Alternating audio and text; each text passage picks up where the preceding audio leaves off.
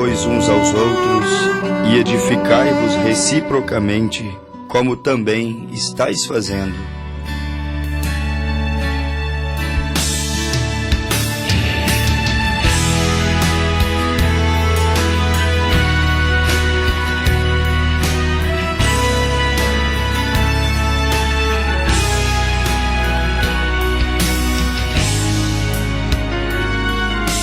Quem pode ajudar-me no caminho, pois sozinho o destino eu não consigo encontrar. Placas apontando falsos rumos, pelos muros vejo setas, mas nenhuma delas vai me enganar. Não estou sozinho. Não estou sozinho, não. Aonde quer que eu vá, o meu Deus comigo está. Não estou sozinho, não. Deus segura minha mão.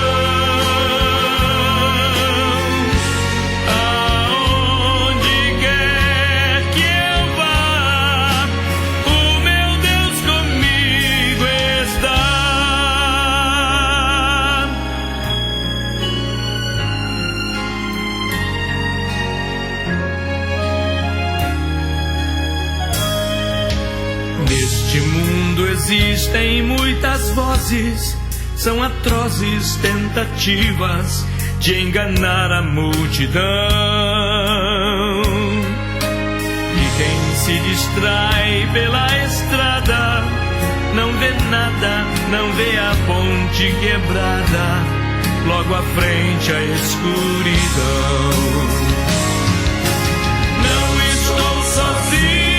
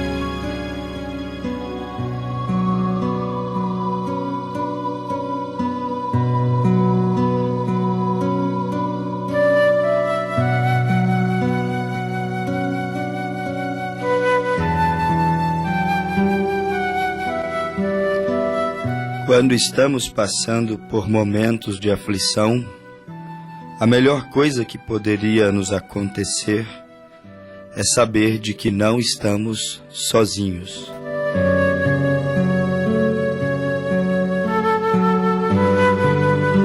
Estar só em momentos difíceis nos faz sofrer. Corremos o risco de tomar decisões erradas. Como é bom não estar só.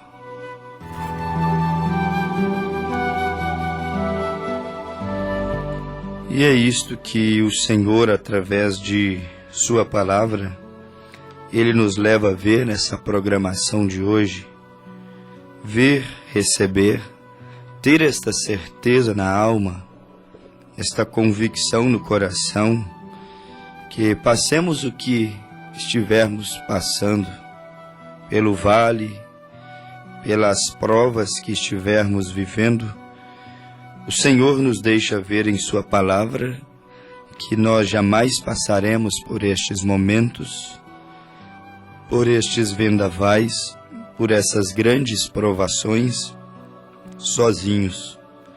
Sozinhos o barco afunda, sozinhos muitas coisas maléficas poderiam nos acontecer. E como é bom ser encorajado pelo Senhor, ser consolado por Ele. Paulo, o apóstolo São Paulo, nos fala sobre as doces consolações do Espírito Santo. Paulo jamais suportaria passar o que ele passou, e ele disse de maneira bem clara que ele havia aprendido a padecer aflições, ele havia aprendido a viver momentos de bonanças e momentos de escassez. Ele havia aprendido agora, depois de ter convertido ao Senhor, ele aprendeu a ter muitos amigos, estar entre muitos, mas também aprendeu a estar sozinho, porque o grande apóstolo São Paulo, que um dia foi rodeado de amigos enquanto ensinava a lei de Gamaliel, o grande e poderoso apóstolo São Paulo, depois que ele encontrou com a coluna de fogo, ele aprendeu que estar sozinho nem sempre significa estar sozinho. Ele perdeu muitos amigos, ele se sentia só no que se diz a presença humana. Talvez, depois de tomar algumas decisões, assumir alguns posicionamentos, a presença humana se tornou fraca ao redor de Paulo, mas ele sempre era encorajado pelo Senhor. Deus sempre se encarregou de enviar-lhe uma pessoa, um amigo. Depois de perder tantos, Deus se encarregou de consolá-lo através de visões, de orações. Deus encarregou de encorajá-lo através de amigos, como Barnabé, diz a Bíblia, como Marcos. O próprio apóstolo São Paulo disse: envia-me Marcos, pois me é muito útil no ministério. São as muitas formas que Deus usa para encorajar um homem, encorajar um crente, ou seja, o encorajamento, as consolações do Espírito Santo, vindo como vier, através de um hino, através de uma pregação, através de um amigo, através de um ombro companheiro. Certo é que as consolações, como disse Paulo, as doces consolações do Espírito de Deus, elas são de fato um verdadeiro antibiótico contra o desânimo, contra a tristeza excessiva, contra o endurecimento do coração. O encorajamento, a consolação vinda de Deus, volto a frisar, venha da maneira que vier. O encorajamento e as consolações servem de remédio para a alma, serve de um antibiótico, um antídoto contra o desânimo. Aquele que é sempre encorajado e consolado por Deus, por sua palavra, ele pode até se encontrar triste em algum momento, mas nunca demasiadamente triste a ponto de parar, a ponto de fazer como aquela tartaruga, esconder-se dentro do casco. Ele pode estar triste, a ponto de fazer como Elias, esconder ali dentro de uma caverna, mas, desde que não falte o encorajamento, as consolações, que é o que nós chamamos de o bálsamo, de o azeite, desde que não falte isto, nós sabemos que essa tristeza não será excessiva ela não será tão grande a ponto de neutralizar aquela vida no Senhor, a ponto de fazer aquele homem, aquela mulher, aquele crente, até mesmo atentar contra a sua própria vida. Quando falta encorajamento e consolações, coisas tristes, coisas trágicas podem começar a suceder. Então o encorajamento que nos traz a palavra do Senhor, que nos traz o Evangelho, ele é o antibiótico contra o desânimo, contra a tristeza excessiva.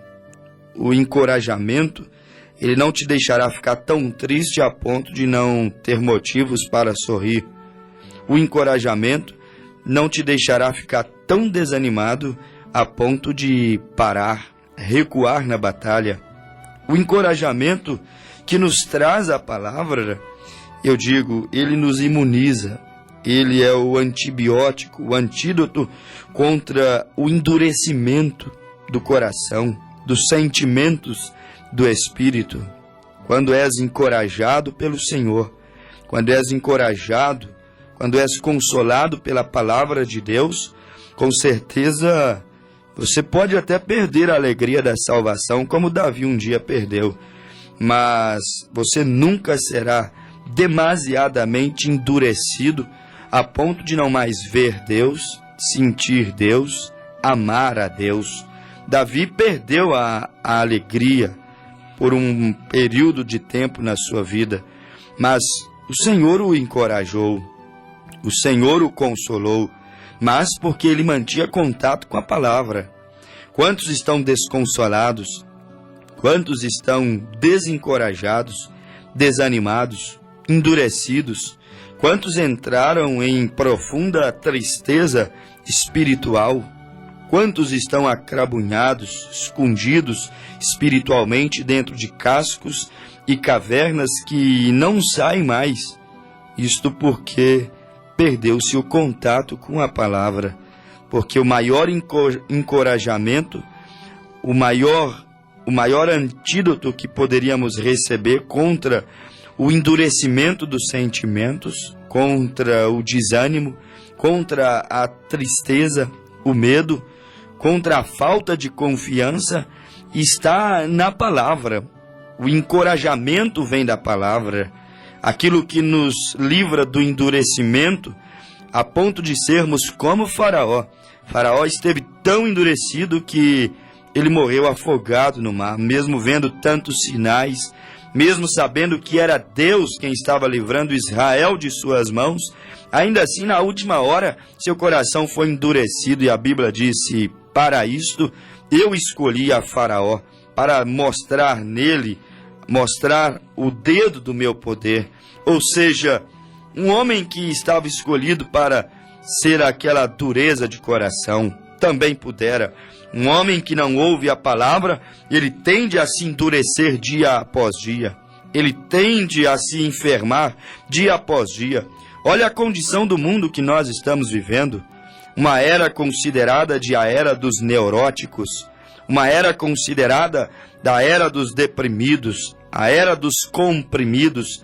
A era onde nunca se ouve tanta clínica de psiquiatria, de psicologia, como nos dias que nós estamos vivendo.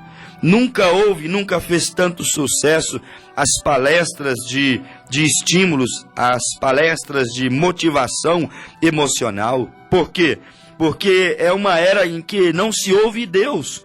E quando o homem se fecha para Deus e não ouve Deus, ele terá que buscar encorajamento, ele terá que buscar consolações, ele terá que buscar motivações em outras coisas, ele terá que buscar alegria em outras coisas. O Salmo 122 diz: a nossa alegria, ela vem do Senhor, mas quantos precisam de buscar a sua alegria, o seu entretenimento, a sua felicidade em um circo, a sua felicidade em um show, a sua felicidade, a sua alegria em álcool, em drogas, em vícios, em prazeres carnais, e no final das contas, esta pessoa não é encorajada, No final das contas, ao colocar a cabeça no travesseiro, as drogas e a bebida não o motivou, não fez a sua vida uma vida mais feliz, uma vida mais cheia de consolações e motivações para prosseguir a jornada, para encarar a realidade do dia a dia. Porque Davi disse, a verdadeira alegria, ela só pode vir do Senhor. Por isso o homem bebe e não é feliz. O homem fuma e não consegue ser feliz. O homem se droga e não consegue ser feliz. O homem viaja, faz turismos, investe em o seu estar, investe em seu lar, investe em tantas coisas naturais a fim de encontrar felicidade, mas o que resta são doenças, aflições e mágoas, porque não ouvem Deus. E a Bíblia diz, se hoje ouvirdes a minha voz, ou seja, a voz de Deus nos traz a palavra de Deus. E a palavra de Deus é o que nos traz a verdadeira motivação para viver. A verdadeira motivação para instituir-se uma família.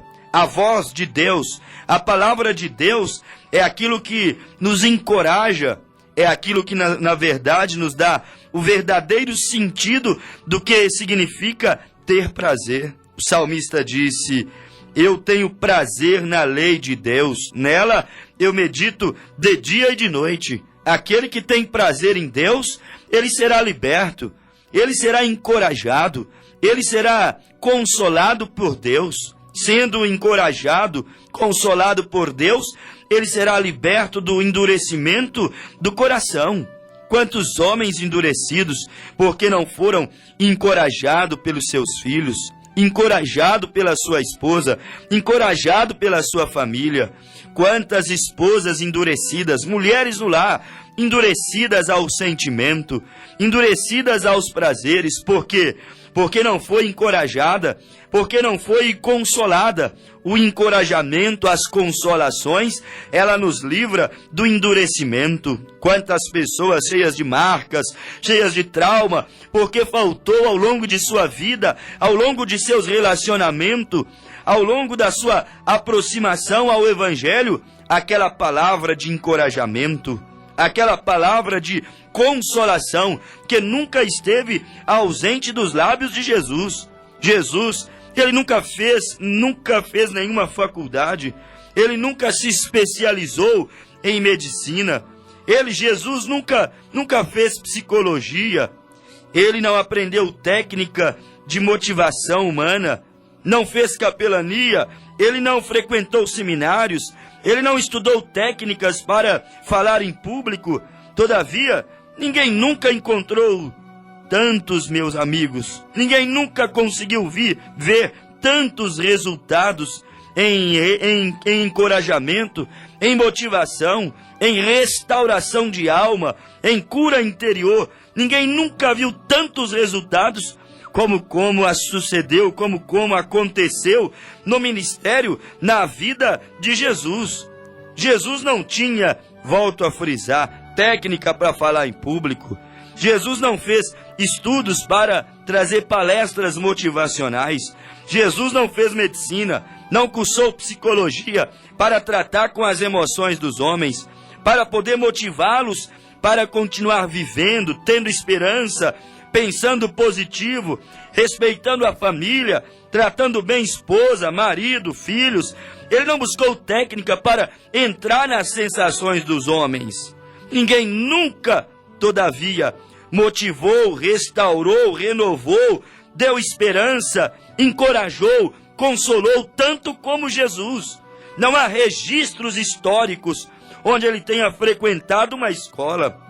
Os mais antigos historiadores não relataram, não conseguiram registros acerca de qual escola Jesus tenha frequentado, mas todavia ele foi e ele continua sendo até os dias de hoje a resposta para todos os nossos problemas. Problemas físicos, problemas emocionais, problemas espirituais. É nele que nos curamos, é nele que nos restauramos, é nele que nos renovamos. Há um mundo de loucos e de neuróticos, há um mundo que está quase explodindo de pressões, Há um mundo que está ficando cada dia mais depravado, cada dia mais angustiado. Há um mundo que está sendo cada dia mais marcado pelas doenças emocionais, pelo pânico, pelo medo, pela depressão e tantas outras coisas. Ah, se nós voltássemos o nosso coração para a pessoa de Jesus, que nunca fez psicologia, que nunca fez medicina, mas todavia ele era especialista nas emoções, ele era especialista na medicina, foi chamado de médico dos médicos sem ter feito medicina, porque os doentes ele conseguia curar, os desestimulados ele tinha o dom, a habilidade para estimular, os desencorajados ele sabia encorajar, os desconsolados ele sabia consolá-los. Todavia, ele não leu os livros que nós lemos, ele não frequentou as escolas que nós frequentamos, ele não recebeu os certificados de mãos humanas, como muitos de nós recebemos. E mesmo assim, ninguém nunca restaurou tantas vidas, motivou tantas vidas, ninguém nunca renovou tanta esperança, ninguém nunca consertou tantos casamentos, ninguém nunca tirou tantas pessoas das drogas e do álcool como Jesus. Os alcoólicos anônimos não conseguem superar a Jesus. As clínicas de psiquiatria, os manicômios não podem superar a Jesus. Os presídios não conseguem superar a Jesus. Ele sabe tratar o coração de um preso. Ele sabe tratar o coração de um doente. Por quê? Porque ele era Deus, ele era a própria vida, e todos quanto entrarem nele conhecerão o verdadeiro sentido da vida, conhecerão o que verdadeiramente é felicidade, o que verdadeiramente é saúde. Jesus foi o maior encorajador que o mundo já teve. Até hoje ele segue encorajando, e olha que ele já foi sepultado, ressuscitou, foi assunto ao céu há mais de 2000 anos atrás, mas até hoje o seu livro sagrado, mas até hoje os seus exemplos de fé, mas até hoje a sua maneira de viver, a sua conduta, mas até hoje os exemplos que ele deu à humanidade quando ele esteve na terra, até hoje a maneira como ele tratou a humanidade, como ele tratou o rico, como ele tratou o pobre, como ele tratou o santo, o moralista, e como ele tratou o pecador, como ele tratou o homem e como ele tratou a mulher. Até hoje, aqueles que olham para a vida, a essência, os exemplos, as palavras de Jesus, eles seguem sendo encorajados, eles seguem sendo consolados, eles seguem sendo livres do endurecimento do espírito, do endurecimento da alma, do endurecimento do coração. O encorajamento, ele edifica o espírito. O encorajamento, ele restaura, ele renova. O encorajamento, meu amigo ouvinte, ele libera amor, ele libera perdão, ele libera bons sentimentos. O que faz a vida de qualquer homem, de qualquer jovem, de qualquer mulher, de qualquer homem, por mais que tenha pecado, por mais que tenha errado nesta vida, faz aquela vida bem melhor. Ao encorajarmos uns aos outros, nós estamos pegando cacos, estamos pegando pedaços de barros, vasos, vidas quebradas e restaurando. Foi esse o serviço de Jesus: encorajar, renovar, animar, consolar, perdoar. Foi este o trabalho de Cristo e, na verdade, deveria ser este o trabalho da igreja. Esta deveria ser uma das maiores tarefas da igreja. Às vezes, a igreja se preocupa com prédios bonitos, programas bem elaborados, preocupa com regras, preocupa com tantas coisas humanas e, na verdade, não se preocupa com aquilo que deveria ser prioridade: a restauração de vidas, a restauração da alma, a restauração dos lares, a restauração do coração do homem que foi endurecido e apostatado da salvação. Esta deveria ser a prioridade da igreja, deveria ser o foco do ministério da igreja, do ministério de Cristo atuando hoje dentro da igreja. Restauração de almas feridas. E quantos feridos podem estar me ouvindo nesta hora? restauração de almas magoadas. E quantas almas magoadas podem estar me ouvindo neste momento? Este deveria ser o foco do Evangelho: restauração de almas abatidas, de almas que estão vivendo oprimidas. Este é o foco do Evangelho, porque Jesus veio para reconciliar o homem com Deus. Jesus veio para manifestar o ministério da reconciliação. A igreja deveria estar focada nisto, focada nos feridos, focada nos angustiados, focada nos discriminados, focada naqueles que estão vivendo vidas, casamentos, testemunhos, condutas desajustadas. A igreja, o ministério, o pregador, o crente que foi chamado para servir a Deus, deveria se focar naqueles que estão desanimados. Oh, meu amigo ouvinte, como nós precisamos de receber aquela vida que esteve em Jesus. Se Jesus conseguisse hoje mais alguns crentes, mais algumas meia dúzia de pregadores que tivessem aquele sentimento do encorajamento, da renovação, da restauração, da reintegração de valores. Se nós tivéssemos hoje aquele ministério de encorajar, aquele ministério de consolar, que quebra o coração endurecido, como disse Paulo aos Hebreus capítulo 3, versículo 13. Pelo contrário, exortai-vos mutuamente cada dia, durante o tempo que se chama hoje, a fim de que nenhum de vós seja endurecido pelo o engano do pecado. O encorajamento, as consolações, a palavra de Deus nos livra do endurecimento pelo pecado. Quando um homem não é encorajado, quando um lar não é encorajado, quando uma igreja não é encorajada, pode ser que haja endurecimento dentro dos corações. O encorajamento, ele na verdade incentiva, ele é necessário, ele é vital dentro do coração de um homem, ele é indispensável dentro de uma igreja. Encorajemos uns aos outros, animemo-nos uns aos outros, consolemo-nos uns aos outros. Foi Paulo quem disse: consolai-vos, pois, uns aos outros e edificai-vos reciprocamente, como também estáis fazendo. 1 Tessalonicenses, capítulo 5, versículo 11. Edificai o espírito uns dos outros. Paulo também disse isso em 2 Coríntios 2,7. De modo que deveis, pelo contrário, perdoar-lhe e confortá-lo, para que não seja o mesmo consumido de excessiva tristeza. Sabe o que Paulo estava falando quando citou essa escritura de 2 Coríntios 2,17?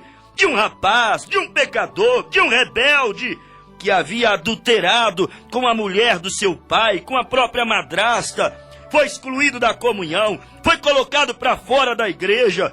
Mas depois Paulo viu mesmo chorando, Paulo viu mesmo entristecido, Paulo viu mesmo angustiado, querendo reconciliar, querendo pedir perdão.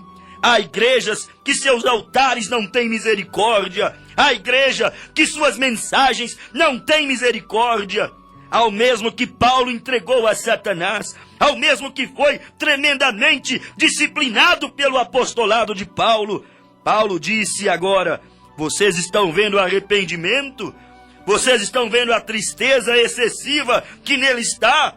Paulo disse: agora eu quero que vocês que o disciplinaram vão atrás dele, conforte-o, para que não seja o mesmo consumido pela excessiva tristeza. E Paulo disse mais: perdoai-o e confortai-o.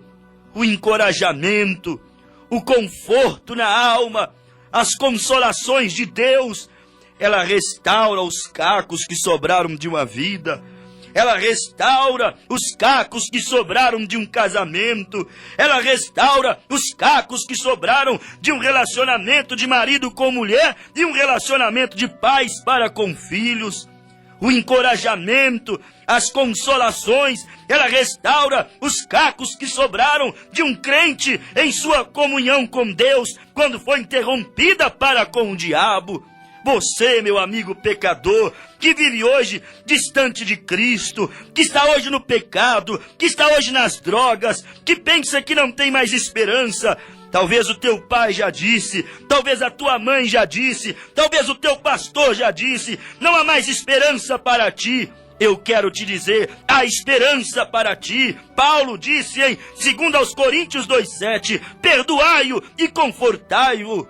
Tome essa palavra de conforto, tome essa palavra de perdão, tome essa palavra de encorajamento, para que você levanta-te, saia do chiqueiro, saia dos seus deleites, abandone o pecado e diga como o pródigo, levantar-me-ei e irei ter com meu pai. Porque meu pai disse, perdoai-o, consolai-o, inclui o tal na congregação dos santos uma vez mais. Há uma palavra de encorajamento, há uma palavra de reconciliação, há uma palavra de esperança, há uma palavra de perdão. Eu não duvido que neste programa de hoje haja alguém necessitado de receber as consolações do Espírito Santo. Eu não duvido que neste programa de hoje haja alguém necessitado de um amigo. E você tem um amigo nesta hora. Talvez alguém dissesse, seria o Senhor? Eu posso ser o seu amigo, mas talvez eu também falharia e não te compreenderia em todos os seus momentos controversos. Mas há um amigo que te entende, há um Deus que te entende, há uma Bíblia que te entende, há um sangue que foi derramado em prol dos teus pecados. Reconcilia-te com Deus, venha ser encorajado para que o teu coração não continue sendo endurecido. Venha ser encorajado para que o teu espírito venha ser agora encorajado, renovado, restaurado, edificado. Venha ser encorajado para que você se sinta perdoado e confortado por Deus. Quando tiveres esta experiência com o Senhor, automaticamente não desejarás esta vida manchada pelo pecado, esta vida tão maculada, esta vida de tanta angústia. Os cigarros não resolveram o teu problema.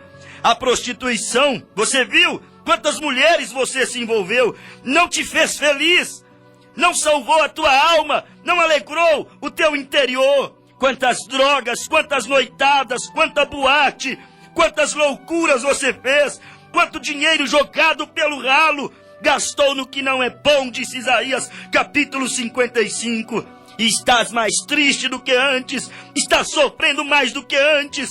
A separação não te ajudou. Não, a rebeldia não te ajudou. As músicas perversas não te ajudou. Nada te ajudou. Os maus conselhos dos amigos não te ajudaram.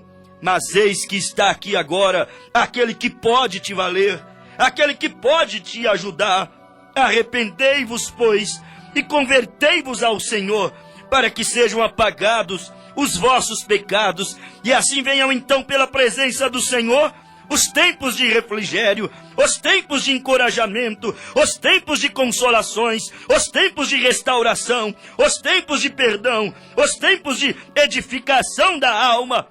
Venha, meu caro amigo pecador, Jesus está com os braços te esperando. Agora mesmo Ele está dizendo, vinde a mim todos vós, que andais tristes, cansados, saturados, angustiados, desanimados. Vinde todos vós, que estáis cansados e oprimidos, traumatizados pelas marcas, pelas pedras desta vida que te acertou.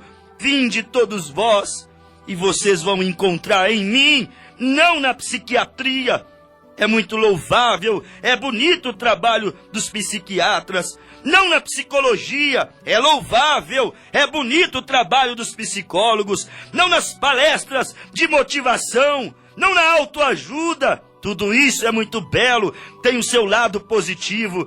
Mas Jesus disse, vinde a mim, vinde a minha palavra, vinde ao arrependimento, vinde à libertação, vinde ao batismo nas águas, vinde à comunhão, vinde a mim, entregue a tua vida a mim, e você então terás paz, e você então viverás, respirarás o perdão, e você então saberá o que significa ter Deus como teu psicólogo, ter Deus como teu ajudador, ter Deus como teu motivador, ter Deus como aquele que disse: eu te seguro com a destra da minha mão, eu sou aquele que te sustento, não te abandonarei, não te desprezarei, eis que eu estou convosco todos os dias até a consumação dos séculos. Ó, vinde correndo, amigo pecador, gozar deste prazer inefável do nosso Salvador.